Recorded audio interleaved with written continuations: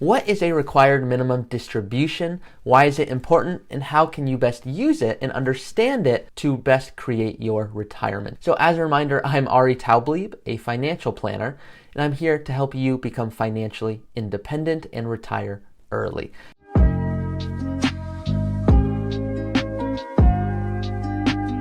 Now, you might be watching this video going, Ari, I have no goal of retiring early. I just want to understand how RMDs work. You might be watching this video and going, Ari, I'm a few years out from retirement and want to understand how to best strategize with RMDs. This is the video for you. So let's hop right in. What is a required minimum distribution? Well, at age 72, whether you like it or not, you will have to take a certain amount of money out of your portfolio. Now, that amount is going to vary depending on your portfolio balance, but what you want to do is not have to take more than you even need. What I mean by that is, let's say, just very, very simple round numbers, you want to live off of $100,000 a year in retirement. And if you don't know exactly how much you want to live in retirement, totally fine. I have other videos for that. But just from this perspective, if you want to live off $100,000 a year, that's great. Call it after taxes, after inflation. But what if your required minimum distributions are $200,000 per year? Well, it means you've done a great job saving and investing, but now you're penalized because at age 72, you're going to have to take out more than you even want to and pay a lot more in taxes than you'll need to. So if you're watching this video and you're younger saying, I don't even know how this applies to me yet, the 401k that you're saving to today, that's awesome. But what it's going to eventually look like is you're going to have to take out certain dollars. So does it make sense to implement things like Roth conversions that I talk about in my other videos? We can get into that a little bit later. Let's say you're watching this video right now and it turns out you're saying, I'm a few years out from retirement, or I just want to start thinking today about RMDs. Well, these RMDs, required minimum distributions, they're not just bad. People sometimes will say RMDs are so bad, how can we avoid them? I don't want my pre-tax accounts like IRAs or 401ks to grow. I'm not saying that at all. I'm saying, can we have the majority of your growth in your Roth IRAs, still have the 401ks growing? I'm not saying I don't want that to happen. I'm saying, can we be very intentional and strategic about whether it makes sense to contribute to a 401k where we get the tax deduction today and get that tax deferred growth, but then in the future we are hit with these RMDs? And then do we do Roth conversions along the way?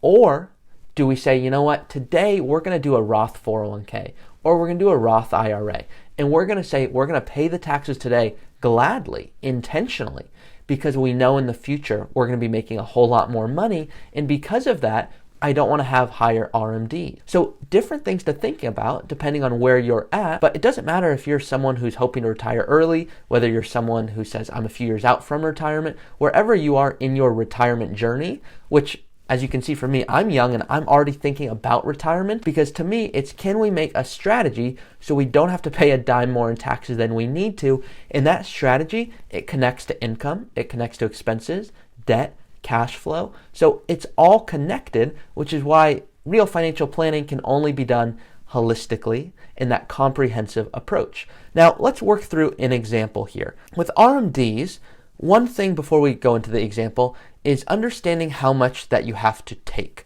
Now, this is determined by life expectancy, a table provided by the IRS. And what you can do is divide your IRA balance by 25.6, which is found on the table, and that'll give you a withdrawal rate. So, for example, at age 72, if your life expectancy, well, it's going to be 25.6 additional years. I know that's just weird thing to wrap your brain around. It's like, how do I even know what that means? Well, if you just take 1 divided by 25.6, you get a withdrawal percentage. That percentage is 3.9%, meaning 3.9% is what you're going to have to take out of your portfolio starting at age 72. Now, that rises year after year. And so, for example, at age 80, we take that life expectancy table, which at that point would be 18.7 additional years, and we divide that. And so what we see there is the percentage is 5.3%, meaning if you had $1 million, well, your RMD is going to be $38,000 in the first year, and then at age 80, it would be $53,000.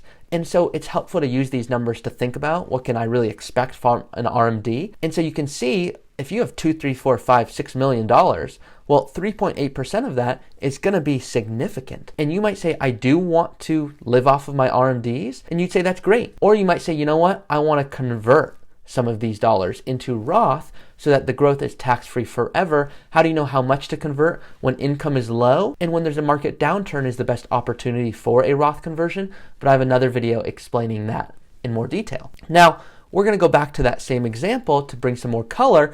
How are these RMDs calculated? Well, when we understand RMDs, let's assume that you have $1 million in your portfolio and you have an RMD, a distribution that you have to take of $40,000. Well, if you divide $40,000 by 12, that will ensure you receive RMDs on a monthly basis to cover living expenses, a trip, whatever it is you want to do. Now, this allows the IRS to understand how much you're taking.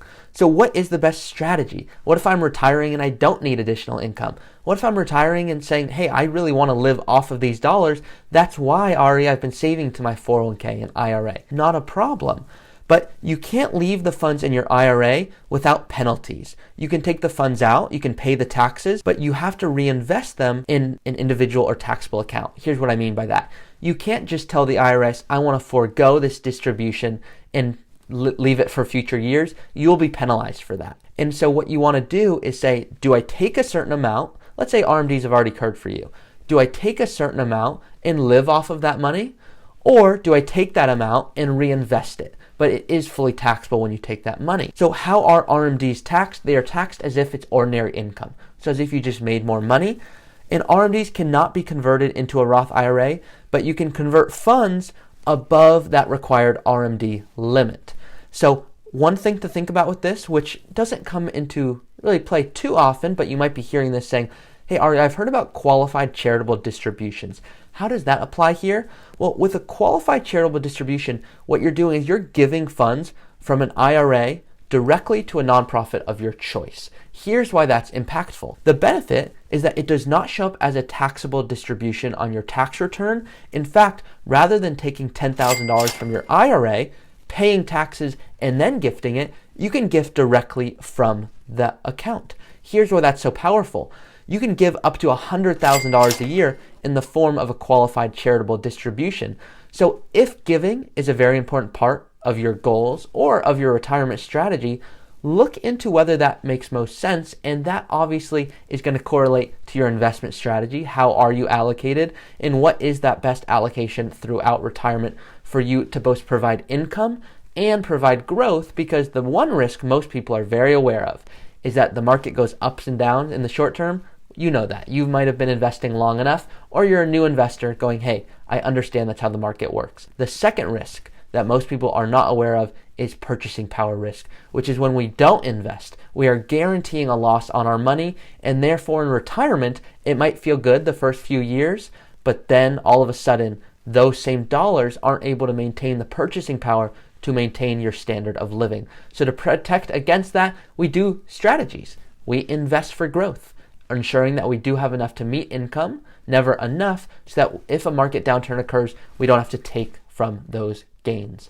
The other thing is Roth conversions. Do we intentionally pay taxes at certain tax brackets so that the growth is tax-free forever? So I know there's a ton here in this video. I wanted to work through RMDs, give you everything you need to know about RMDs and really how they can best be used if you're very intentional about your strategy. So as a reminder, Ari Taublieb here, helping you to create that retirement. If this video has been helpful, please share it with someone so they can get guidance as well. There's so much amazing free education on YouTube. I want to be a part of that growth and help people achieve their retirement goals. So once again, if you've liked this video, that would be so helpful, and please do subscribe and share it with someone who you think could value from it. Thank you.